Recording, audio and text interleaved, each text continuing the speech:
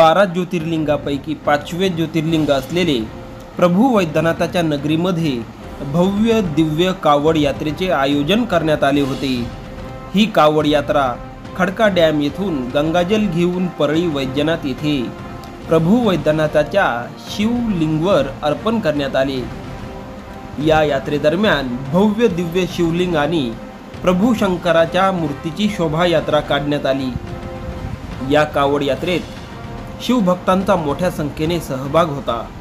हर हर महादेव, जय श्रीराम अशा अनेक घोषणेने परळी शहर दुमदुमले।